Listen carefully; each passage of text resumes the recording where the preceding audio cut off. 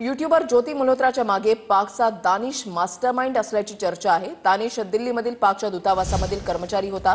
संशयास्पद कृत्यामुळे भारत सरकारनं दानिशला देश सोडण्यास सांगितलेलं आहे। भारत पाक संघर्षाच्या वेळीही ज्योती दानिशच्या संपर्कात होती। ज्योतीच्या पाक दौऱ्याचा खर्च सुद्धा दानिशनं केला अशी माहिती समोर येते। दानिशच्याच मदतीने ज्योतीची पाकिस्तानवारी। दानिश दिल्लीतील पाकच्या दूतावासातील कर्मचारी होता। दानिश भारतातील अनेक सोशल मीडिया इन्फ्लुएन्सरच्या संपर्कात होता। ज्योतीच्या पाक दौऱ्याचा संपूर्ण खर्च दानिशनेच केला होता। भारत पाकिस्तान संघर्षाच्या वेळीही ज्योती दानिशच्या संपर्कात होती। भारतात राहून दानिश संशयास्पद कृत्य करत असल्याचं तपास यंत्रणांच्या निदर्शनास आलं। दानिश त्याच्या अधिकृत पदाशी सुसंगत नसलेल्या कृतीत सहभागी असल्याचा भारताचा ठपका। दानिशने 24 तासांमध्ये देश सोडावा असा आदेश 13 मे रोजी भारत सरकारने काढला। भारत सरकारच्या आदेशानंतर दानिश देश सोडून पाकिस्तानात निघून गेला। पोलिसांनी ताब्यात घेतल्यानंतर ज्योतीची चौकशी सुरू। अनेक गोष्टींचा खुलासा होण्याची शक्यता। यूट्यूबर ज्योती मल्होत्राचा चीनी कनेक्शनही तपासामध्ये आता समोर आलंय। पाकिस्ताननंतर चीनमध्ये गेली होती ज्योती मल्होत्रा।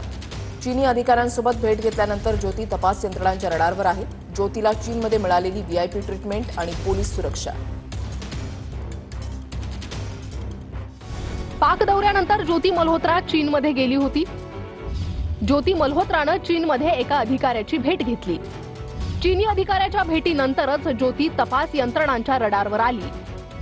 चीनमध्ये ज्योती मल्होत्राला व्हीव्हीआयपी ट्रीटमेंट देण्यात आली होती। चीन दौऱ्यात ज्योतीनं प्रचंड खर्च केला, महागड्या हॉटेलमध्ये राहिली। दिल्लीतील पाक दूतावासात होणाऱ्या इफ्तार पार्टीला ज्योतीला बोलावलं होतं। याच पार्टीत तिची भेट चीनी दूतावासातील अधिकाऱ्यांसोबत झाली।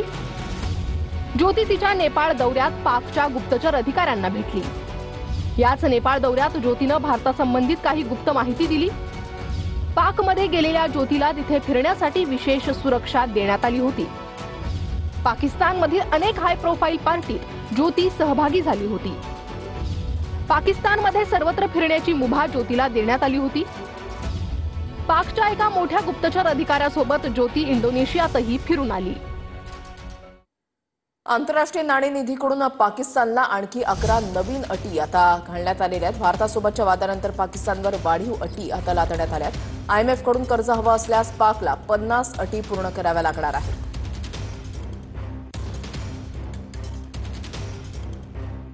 आंतरराष्ट्रीय नाणेनिधीकडून पाकिस्तानला अटी आता घालण्यात आलेल्या आहेत। पाकिस्तानला बजेटमध्ये वीज महाग करण्याच्या आंतरराष्ट्रीय नाणेनिधीकडून सूचना आहेत। 3 वर्षांपासून अधिक वापरलेल्या गाड्यांच्या आयातीवर अटी लावून आयात कमी करा। शेतकऱ्यांवर इन्कम टॅक्स लावण्याची आंतरराष्ट्रीय नाणेनिधीकडून सूचना। सरकारचा पुढील वर्षाचा कारभार कसा चालणार याचा रिपोर्ट काढा।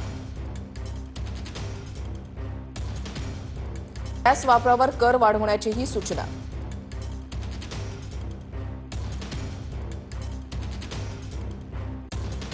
आंतरराष्ट्रीय नाणेनिधीकडून पाकिस्तानला आणखी 11 नवीन अटी ज्या घालण्यात आलेल्या आहेत त्या आपण या ठिकाणी पाहताय। भारतासोबतच्या वादानंतर पाकिस्तानवर वाढीव अटी आता घालण्यात आलेल्या आहेत। IMF कडून कर्ज हवं असेल तर पाकला 50 अटी पूर्ण कराव्या लागतील आणि त्याच्यामध्ये 11 नव्या अटी आहेत। भारतानंतर पाक सुद्धा परदेशात शिष्टमंडळ पाठवणार आहे। बिथरलेल्या पाककडून भारताचीच कॉपी केली जाते। महत्त्वाची बातमी जी आहे ती आपण या ठिकाणी पाहताय। भारताकडून परदेशामध्ये शिष्टमंडळ जे आहे ते पाठवलं जाणार आहे। विविध देशांमध्ये खासदारांचे शिष्टमंडळ अधिकारी सुद्धा त्यांच्यासोबत असतील। हे शिष्टमंडळ भारताकडून पाठवलं जाणार आहे आणि त्याच्यानंतर आता पाकिस्तान सुद्धा परदेशात त्यांचं शिष्टमंडळ पाठवणार आहे।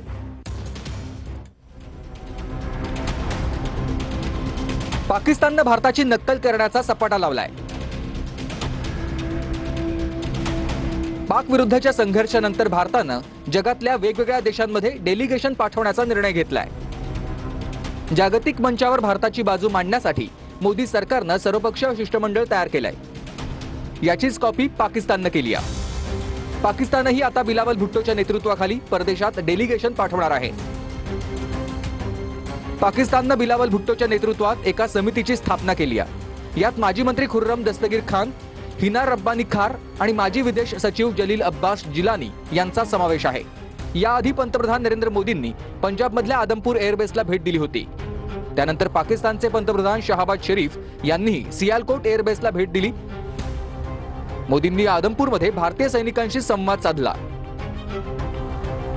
तसाच संवाद शहाबाज शरीफ यांनीही सियालकोटमध्ये पाकिस्तानी सैनिकांशी साधलेला होता.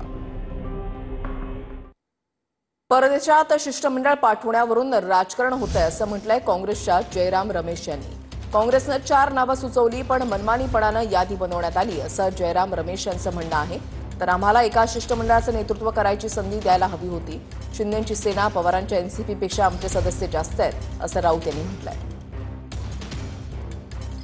ये इसी उम्मीद के साथ हमने नाम दिया कि आपने 4 नाम मांगा है, हमने आपको 4 नाम दिया है, इनको शामिल कीजिए.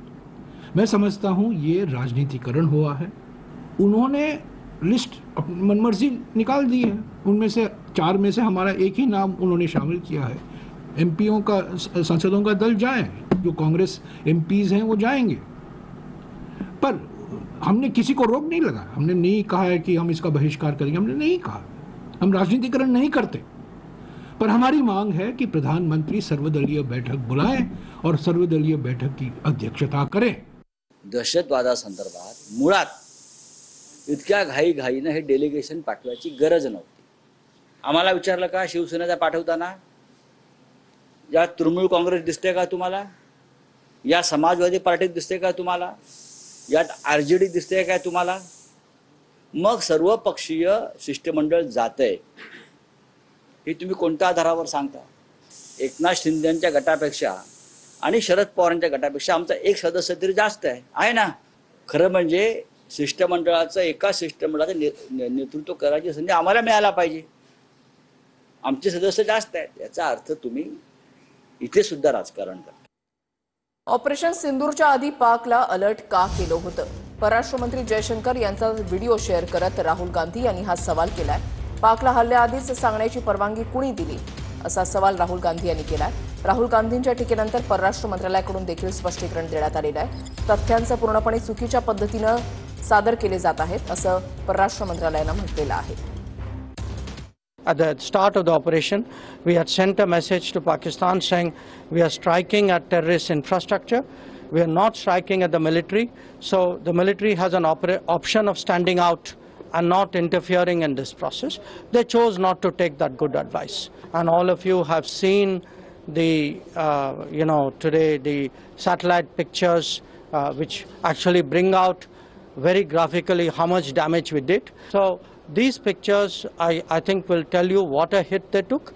And the same people who are not willing to stand down on 7th May were willing to talk and stand down on the 10th of May. It is very clear who wanted the cessation of firing.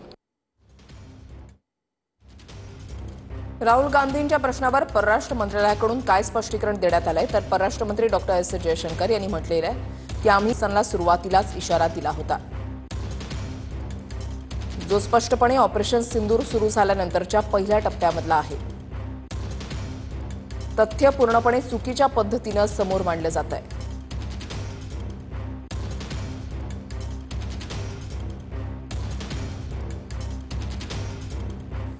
भारतीय सैन्याच्या समर्थनार्थ आज राज्यभरात विविध ठिकाणी तिरंगा rally काढण्यात आली होती. नागपूरमधील खापरखेडा इथे आयोजित करण्यात आलेल्या तिरंगा रॅलीला मुख्यमंत्री फडणवीसांनी हजेरी लावली. डोंबिवलीमध्ये आयोजित केलेल्या रॅलीमध्ये रवींद्र चव्हाण, राजेश मोरे, सुलभा गायकवाड सहभागी झाले होते. इकडे मुंबईतील अंधेरीमध्ये शिवसेना सचिव सिद्धेश कदम यांनी आयोजित केलेल्या रॅलीमध्ये खासदार रवींद्र वायकर सहभागी झाले. यासोबतच अमरावतीमध्ये नवनीत राणांच्या उपस्थितीमध्ये तिरंगा रॅली पार पडली. तिकडे सांगली आणि आष्टीमध्ये सुद्धा तिरंगा रॅली उत्साहात पार पडली.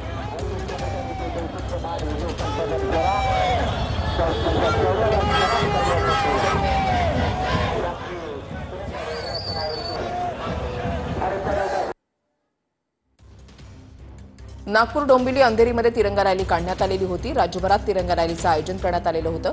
भारतीय सैन्याच्या समर्थनार्थ ही तिरंगा रॅली काढण्यात आली. 3 दृश्य. नागपूरमधल्या रॅलीमध्ये मुख्यमंत्री देवेंद्र फडणवीस यांची उपस्थिती. सुन ले बेटा पाकिस्तान, बाप है तेरा हिंदुस्तान असं म्हटलेलं आहे मुख्यमंत्री देवेंद्र फडणवीसांनी. नागपूरच्या खापरखेडा इथल्या तिरंगा यात्रेमध्ये फडणवीसांनी हे वक्तव्य केलंय.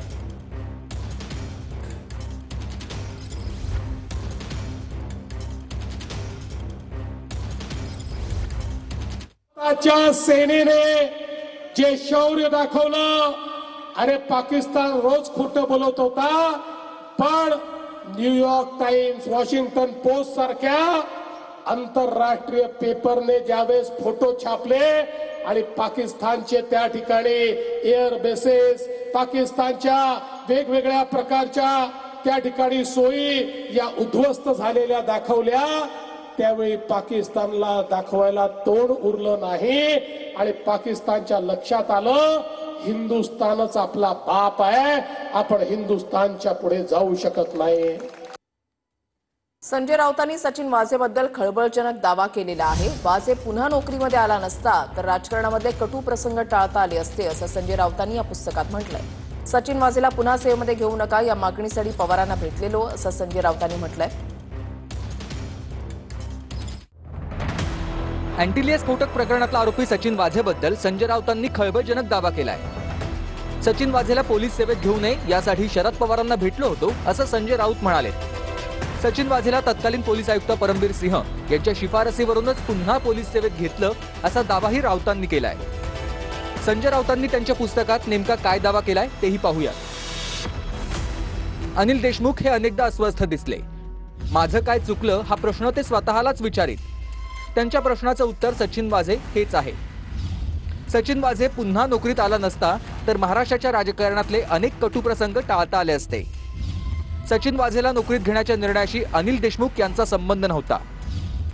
वाझेसाठी एक वेगळी स्वतंत्र यंत्रणा रस घेत होती आणि त्याची फळं देशमुखांना भोगावी लागली. माझ्या पाठीत 3 खंजीर खुपसले गेले, असे देशमुख कळवळून सांगत.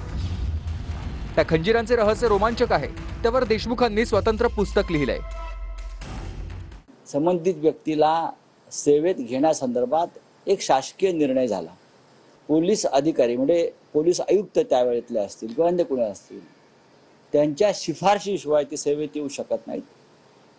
पण सचिन वाझे सेवेत येऊ नये पुन्हा, सचिन वाझेंना मी चांगल्या प्रकारे ओळखत होतो, ते नोकरीत येऊ नयेत किंवा त्यांना घेतलं जाऊ नये यासाठी मी स्वतः शरद पवारांना भेटलो होतो. साहेब, हे थोडंसं गडबडीचं होऊ शकेल, पण मला वाटतं तोपर्यंत निर्णय झाले होते, बरेचसे निर्णय झाले होते. ठीक आहे, जाऊ द्या आता काय. नाही, मी त्याच्याबद्दल काही बोलणार नाही, मला काही बोलायचं नाही. मी पुस्तक वाचलेलं नाहीये, मला नरकाचं माहिती नाही, स्वर्गाचं असेल तर मी सांगेन. शरद पवारांना ज्यावेळी भेटलो त्यावेळी अबू आझमीही तिथे होते, असा राऊतांचा दावा आहे. सचिन वाजे को भी रीस्टेट करने की जब न्यूज आई, मैं संजय राउत जी के पास गया. मैंने कहा सर, ये बहुत बड़ी नाइंसाफी है. एक आदमी भी अभी भी केस चल रहा है ख्वाजा यूनुस को मारने का, कुछ भी केस कोर्ट में केस है, और उस आदमी को रीस्टेट करने का क्या मतलब होता है. शरद पवार साहब को हमने बताया, उन्होंने कहा हाँ बिल्कुल उसको रीस्टेट नहीं करेंगे. लेकिन थोड़े दिनों के बाद उसको रीस्टेट कर दिया. परमवीर साहब मुझे फ़ोन किया, इसको आने दीजिए अबू आसिम साहब, प्लीज़ आप बीच में मत आइए, हम ख्वाजा यूनुस की माँ को मदद कर देंगे. होम मिनिस्टर के आदेश पे और किसके आदेश पे?